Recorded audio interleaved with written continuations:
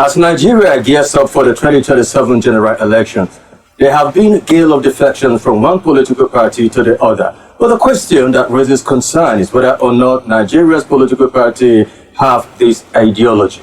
And as well as some insinuations that whether or not the ruling All Progressive Congress is trying to suppress the opposition in Nigeria. Hello, dear. Thank you so very much for joining us on Political Affairs on Karma TV. My name is Chris Jacobs. You'll get to meet my guest in a pretty short while who will further the conversation on the state of the nation ahead of 2027 general elections. Join us again. All right, glad to know you're there. But if you just joined us, you're watching Political Affairs on Karma TV. And for those of you following the conversation live on our Facebook page, you can as well send your comment suggestions at the comment section. I've been joined by Honorable Musa Terrang. He is a young politician, an aspiring, vigorous politician who is visionary in leadership style. And he joins me now to further the conversation on the state of the nation ahead of 2027 general elections. Honorable, it's a pleasure to have you on Political Affairs. The pleasure is mine. That's great. Thank you for having me. I'd like to start by asking you, so that we can set the premise for this conversation. How will you describe political development in Nigeria since 2023 under the APC and as well as under the leadership of President Bola Ahmed Tinubu? Thank you very much. Good morning, viewers. President Bola Ahmed Tinubu has been doing wonderfully well. We have seen the giant strides done by state governors, which is a proceed of his diversification of the economy that has given birth to the lump sum of money being given to state governors, which today we have been seeing a lot of infrastructural development. Even here in Adamawa, you see a lot of flyovers, you see the rural-urban renewal developments that the governor is doing, which is all due to the magnanimous leadership of the President Bola Ahmed Tinubu. In the security sector, it is evident that we have had a great milestone. It has been, steady. The rate at which pockets of insecurity has been recorded initially has now reduced tremendously, and we have seen how our foreign reserve is increasing. We have seen how different phases of the economy is changing. This is due to his decisive leadership. We have seen how the student loan, how it has helped a lot of children of the less privileged going to school with calmness, comfort, and support. So, relatively speaking, I think we have no reason to condemn this administration because it has paid its dues. And this is one of the reasons why, from all nook and crannies at different level and strata of stakeholders, you see people affirming and calling for President Bola Ahmed Tinubu to continue. This is because one good turn deserves another. Right. He has done the needful, he has done the right things. We believe government is continuing, and he deserves the right to continue so that he can consolidate and sustain these achievements we have seen. I like the statement and the submission you just made. Government is continuing.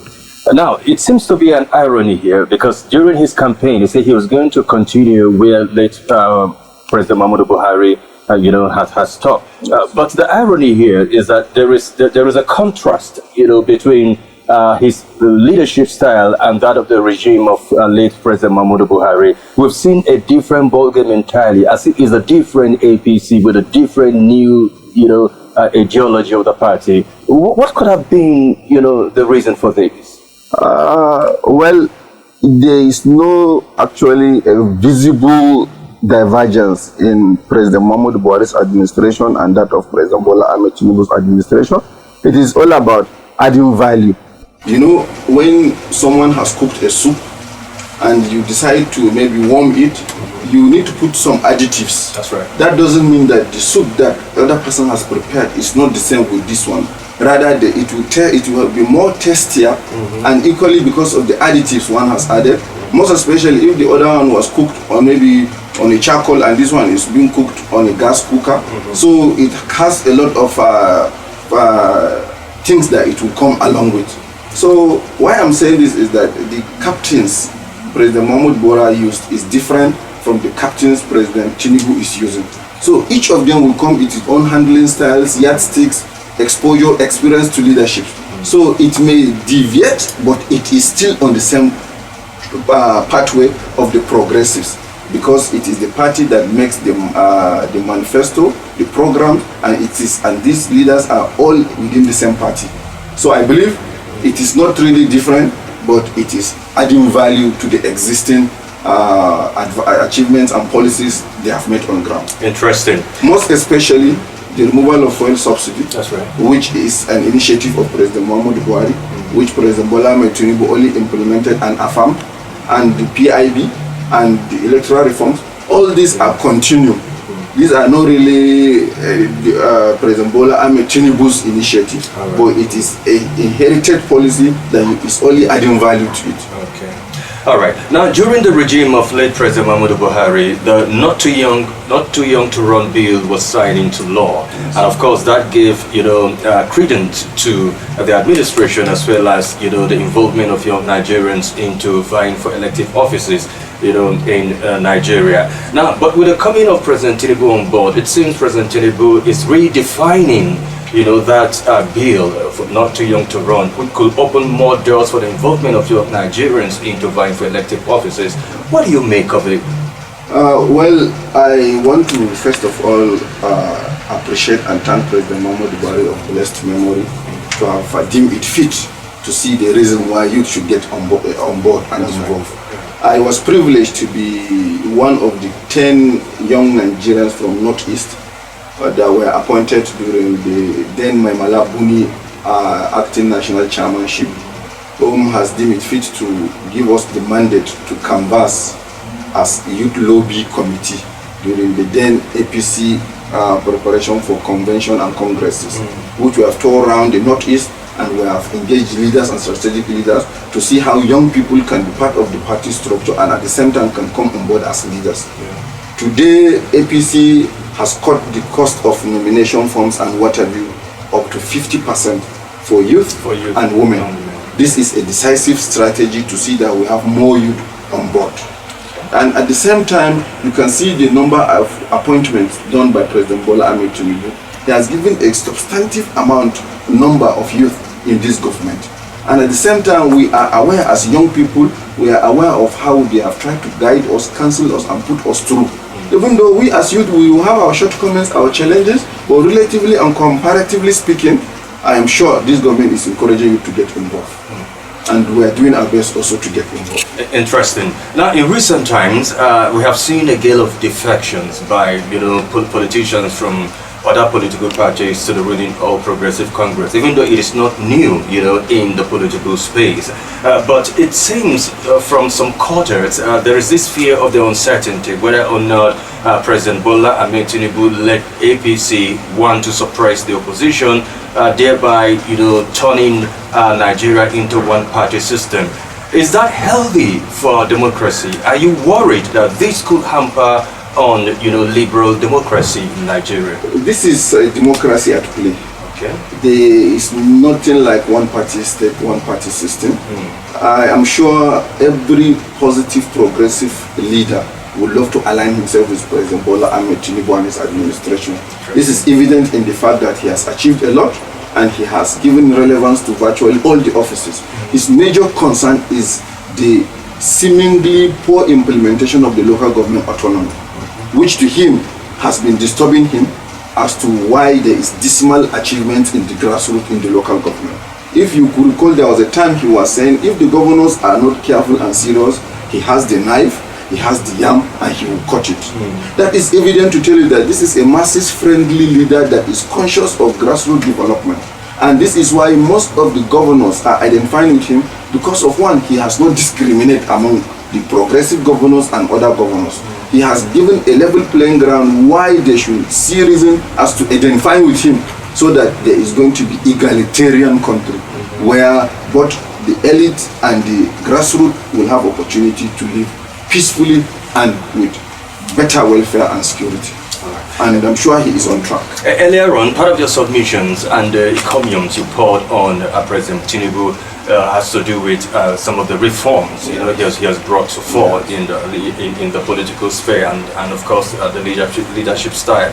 But as at yesterday, the Senate rejected the proposal for the use or for the transmission of results electronically, and that again could hamper the reforms you talked about that President Bola Tinubu has brought to fore. Are you concerned, about the stand of the Senate yesterday rejecting the transfer of results via electronic means? We cannot hide from the truth that we are inadequate, we are short of ICT infrastructure in this country. And it is through these lacunas and hiatus that cause the malpractices in the electoral system. We are going to be there, but we are not yet there, where our whole system will be IT inclined and will be automated. This is as to why we feel we need the blend of the two. In situations and scenarios where it can be automated, it should be automated. In situations where it should be manual, it should be manual. So that everyone can have a rest of mind that all things that have been done is hitch and free. And this is why I want to identify with this. All right, I would like you to hold your breath. We'll take a short break.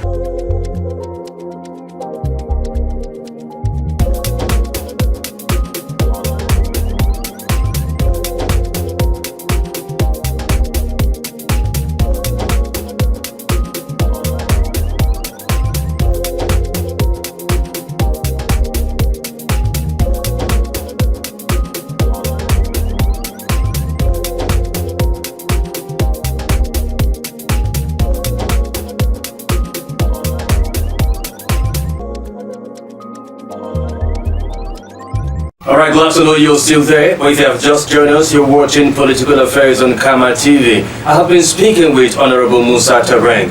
And before the break, I asked you, Honorable, whether or not you would want to run for office, and you did say yes. Alright, what could have informed that decision for you to vie for elective office as a member, as a representative representing Hong Gombe constituents? Thank you very much. I feel we need to change the narrative. We need to change the narrative in its holistic form, irrespective, the humanitarian aspect, the reform aspect, the bill aspect, the policy aspect, the engagement aspect. And I am very much sure I have all it takes to bring the reforms, to change the narrative. I have had opportunity to be in the corridor of power and government for the past 15 years. Despite my youthful exuberance and being a youth, I started from the university as the SUG president of University of Maiduguri, which I was elected and had a landslide victory across the 12 faculties of the university, which I happened to be the first indigenous Borno to emerge in the contemporary recent past. Then I was later elected as the President Association of Northern Nigerian Students. Okay. Thereafter, upon graduation from the university, having had my master's degree from Eastern Mediterranean University in North Turkey, I had the opportunity to become a senior special assistant to the governor of Adamawa, then Governor Omar Jibril Bindo, as a senior special assistant on Universal Basic Education Board, where I had my opportunity to give back to the education and aspect of the basic education. I have had the opportunity to give job offers to a lot of young people. And thereafter, I was principal special assistant to the governor on the same Universal Basic Education Board. I became the director of communication and public affairs to the Adama APC Central Zone Buhari Bindo Campaign Organization. From there, I had a transit in the private sector as a technical officer with the Salim Nigeria Limited. As a graduate of agriculture, I had the opportunity to be part of the federal government irrigation project in Burara Dams, which is part of we cultivated about 14,000 hectares, which we have done our best. I had the opportunity of working closely with the former secretary to the government of the Federation, Boss Mustafa. I was member of the APC National Youth Lobby Committee, during my Malabunis era. I had the opportunity of being member of the APC Appeal Committee of Borno State last primary elections. So I've paid my dues. I have had opportunity to go and converse. I have a PhD in crisis communication management. Interesting. I have traveled vast. I have. We need young person with exuberance that can connect from the grassroots to the stakeholders and to give solution to our problems. And I'm ready for it.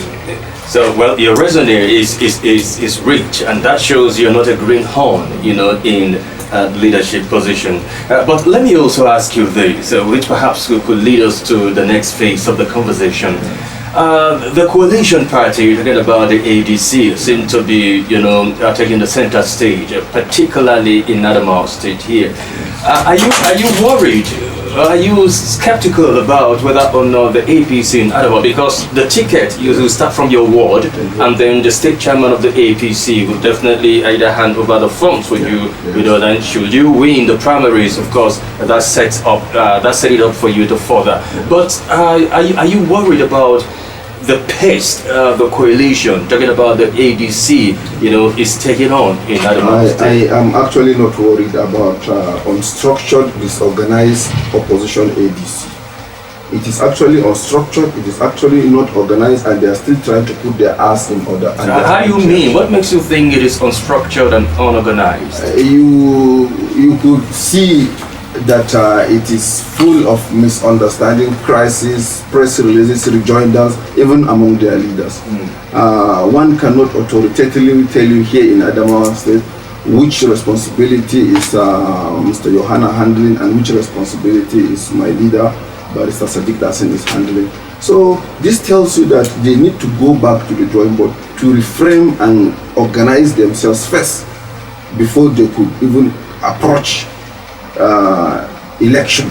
So as far as I'm concerned, I am giving them a kind of a free advice to go back to their drawing board, organize themselves. Maybe after 2027 we can expect them as opposition party. But as far as we are concerned now, they are non-existent. So this consultation is for free? It's for free, pro bono. Pro bono. Yes. All right, what a service. But aside the coalition, that's not to say anyway that you should completely discard or negate the fact that anything can happen with the coalition, because we saw that happen in 2014, that ousted former President Goodluck Jonathan from power and ushering in late Muhammadu Buhari. But that, by and large, is a conversation for another day.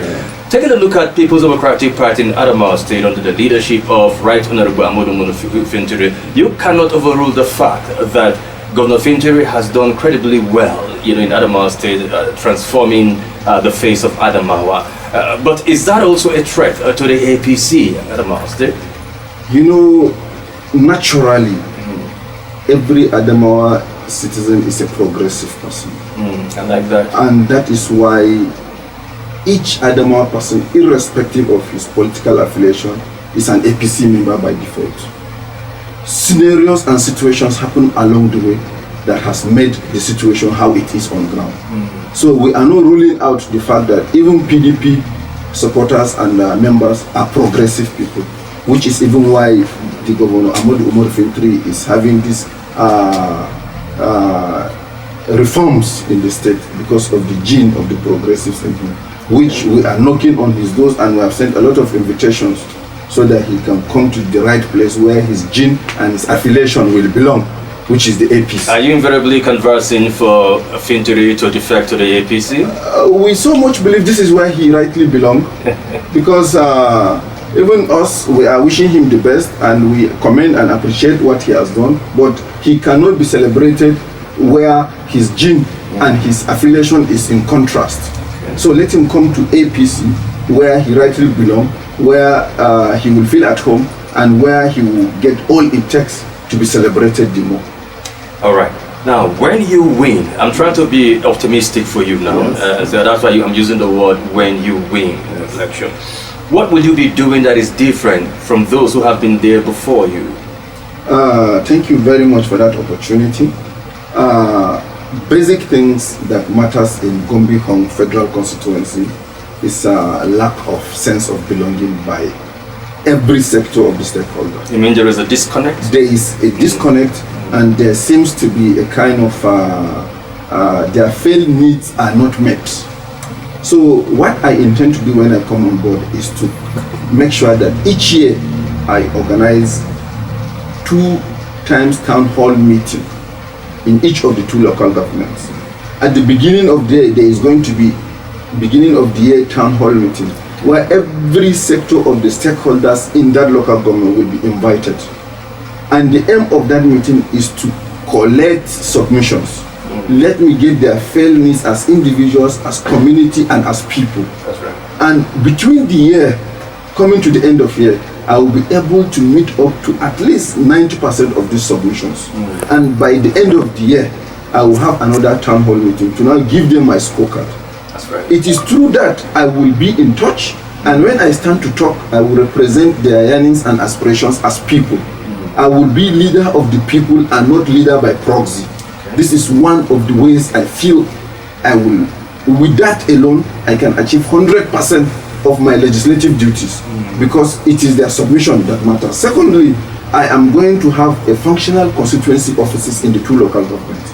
I will staff it, and anytime I come home like this, I will go to the office and sit down. I will have ears to my constituents, and there is going to be a post that will domicile some amount. Whoever that comes with issues, medical emergencies, that office will be able to foot in the basics of it before I now get involved.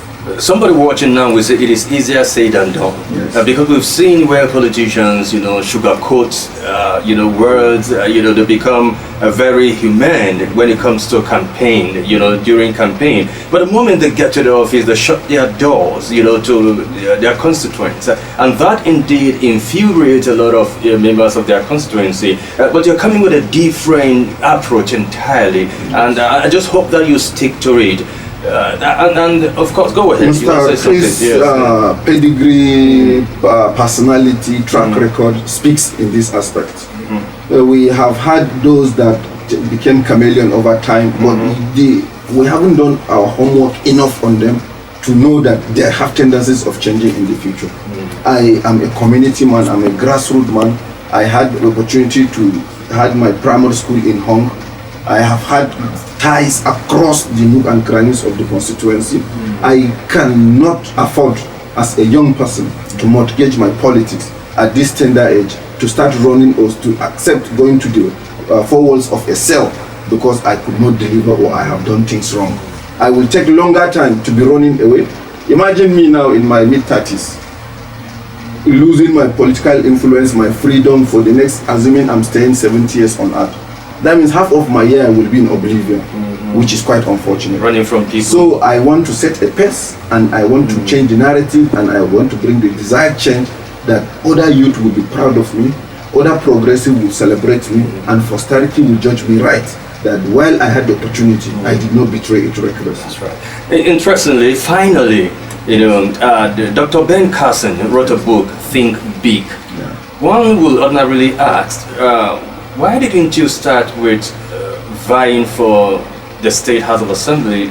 You decided to jump a step ahead to the House of Reps. Thank you very much. As I said earlier, I have had the opportunity of becoming SG president of a university, which is a reflection of a country by itself. In 2019, I was the APC candidate for Hong local government election. I had a very good outing. Unfortunately, up to this moment, I didn't even see the ballot paper, and winner was declared. That could be a story for the other day. I feel I have the Abuja network more than even the Yola network to help my people secure some of the privileges, dividend of democracy better than if being elected as members of assembly. And I have the pedigree, the connection, the exposure, the linkages as to why I feel I will best perform, not as House of Assembly member, but as member of the Federal House of Representatives.